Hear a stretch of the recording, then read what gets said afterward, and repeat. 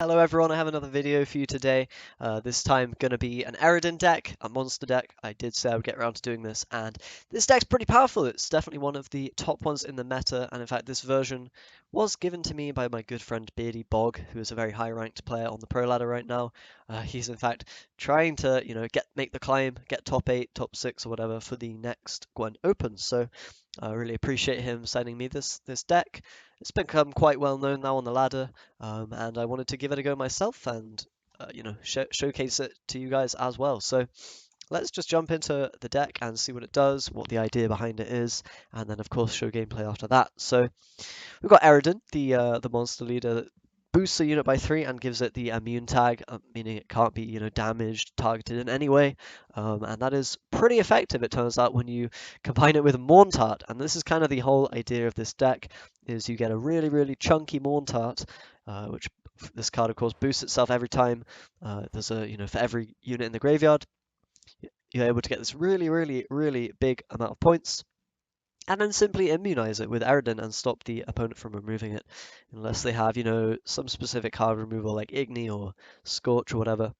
But a lot of decks these days aren't running those cards. Maybe they are in response to this deck, but if not, then you should be golden with that combo. So yeah, what is the deck doing? Basically, you're populating your graveyard with a lot of little units, stuff like Neckers, the Harpy Egg, Cyclops, etc. Lots of swarmy stuff like the Witches and the Roach, and then that's going to allow you to finish the game off with a Mourntart. There's also some hidden sort of bluffing or psychological factor to this deck, because a lot of Eredin decks are actually running nice sort of long round cards, things like Sabbath or Yennefer Conjurer.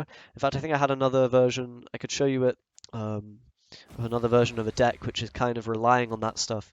Here we have sort of a more big chunky dudes, and then long round value with Imlerith and Yennefer.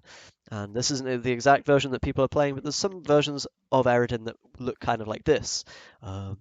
That's a deck for another day, I suppose. But yes, this Mourntart version is basically kind of mimicking, with the leader, that big woodland style of Eredin with a Sabbath maybe. And you can often bait your opponent into therefore like pushing you into a round 2 and trying to bleed, when in fact your deck doesn't rely on any of those ghouls for finishers. You don't need the graveyard in the same way that those decks do, as in you don't need big units. You simply have a lot of value over all of your cards, and you don't require on that big synergy. It's more just a good all-around value deck with one extremely strong finisher that you can often punish your opponent with if they choose to push you. So that's kind of the idea behind the deck. Just good value stuff. Really strong Mourntart, and Eredin is always a good leader, good amount of mulligans, and good effect. And yeah, so we can jump right into, all the different cards and why they're there, but it should be pretty straightforward, right? You have Naglfar. This allows you to look at 2 gold cards from your deck and play one of them. Effectively, the whole idea here is you're getting your Mourntart, right? So you need this thinning from this card, along with the Roach. Roach is there for thinning. The Witches, of course, are there to thin the deck out as well as Rider. So this deck has maybe more thinning than most of the decks I've played recently, so it's very heavy on the thinning, just so that you can guarantee your Mourntart finisher in a lot of games. What else do we have? We have the Unicorn Chironex combo, of course. That's in pretty much every deck at this point. It's such a good card combo. Always providing the points that you want for that provision cost. We then have Crones, which are the counterparts to the Witches. Also really quite strong in monsters, especially when you're able to get value from the Brew-esque consume effect. If you're playing Deathwish cards like we are with the Harpy Egg. And also it can work well with Thrive sometimes. We also have Werecat, which is another Deathwish unit. So that's very cool. And yeah, they're just going to get solid value, damaging, boosting, consuming, etc. So nice way to have another finisher available as well. Which, as we've said, why they're there, just good value thinning. Werecat is, some nice row punish if your opponent chooses to stack a row. And you can even, use Cyclops or the Brew-esque to kind of repeat this ability that it has.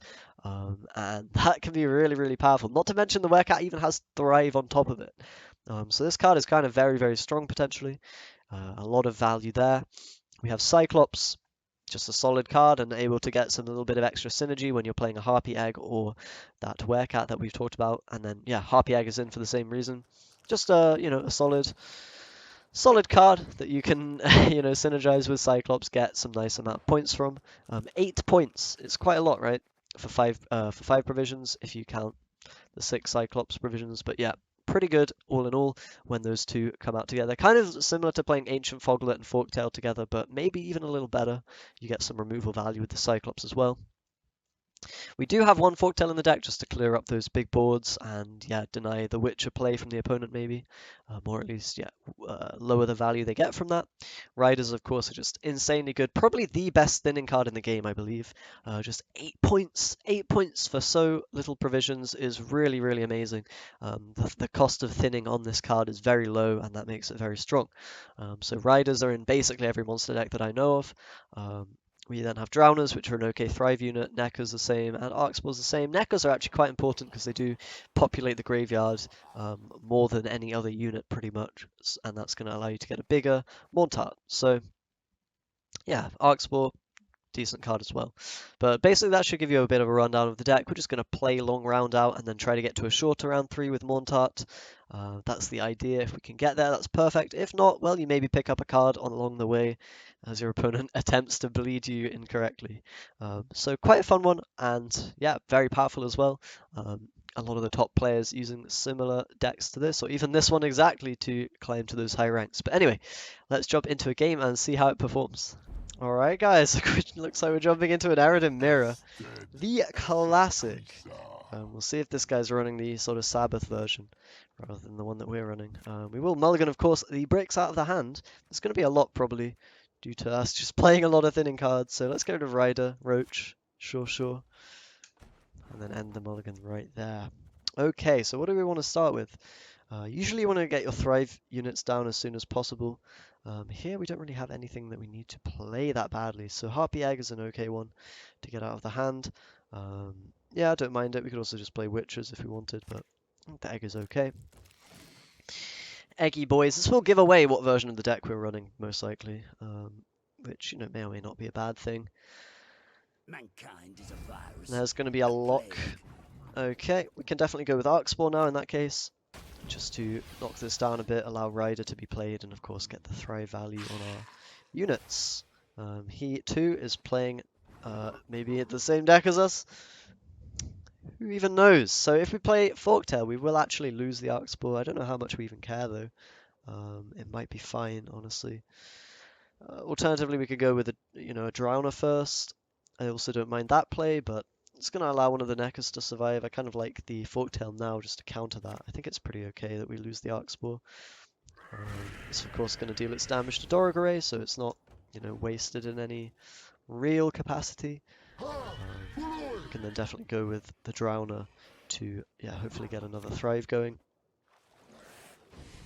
We could even boost with the Tactical Advantage, I guess, just to deny him maybe the highest unit, if that's what he's aiming for, with something like a Wild Hunt Hound. I don't know, he might be playing that. Drowner comes down to counter Drowner, fair enough, that's a pretty good play. And I think we'll just go with Witches here, fill our graveyard up a bit.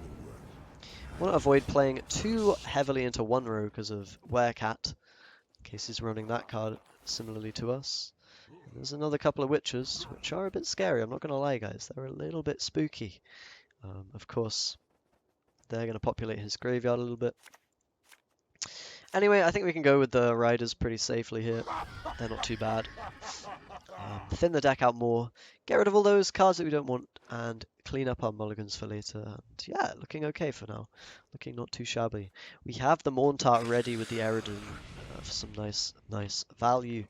And okay, that's going to be a Necker Warrior. I think we're pretty happy to go with the Cyclops here actually, and just kind of wait. Okay, we can't. Never mind. But we can still play it, I think, and just kill Roach. I've actually never even played Cyclops before, or maybe I have, but it was a while ago in Deathwish or whatever. But that's destroying adjacent allied unit. Cool, good to know. But we're pretty significantly ahead right now. We'll see if that remains to be the case. I think we will just take a pass here, though. I mean, yes, he has all this Thrive stuff going on. But, I mean, the chances that he overtakes are kind of slim if he doesn't have a Spear Tip or whatever. He might have to blow a nice card here to actually catch up. Or the Eredin ability. Yeah, looks like he just didn't do the maths properly. That's very greedy of him. We'll see if he chooses to... Yeah, he chooses not to use the Eredin ability, so... Gonna save that for something like Imlerith or Yennefer later on, but... We're a whole card up now, guaranteed, so that's very nice. And we can hopefully use the positional advantage to, yeah, just have a higher unit than him, right? With Mourntart, that will be especially easy, hopefully. And that will deny a lot of value from his cards. So I think Cyclops here is a bit, not great. Drowner as well isn't too good, though. So honestly, we could probably keep this hand. I mean, what are we going to draw into? Neckers? They're not even that good.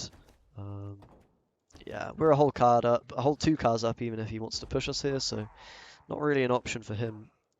Instead, he's going to pass. I think we'll get that Drowner down. It's not really that useful. Drowner down. Drown down. There's the rhyme. Guys, I should be a poet. Just saying. Ignore me, but okay. So we do have Werecat and Necker going to be a drawn as well.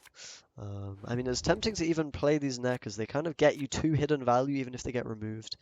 And honestly, there might not be that much that can even remove them. They do get a lot of value if they don't, get answered. I think we can mulligan Cyclops here since we can, double up on the Wisp Brewess stuff.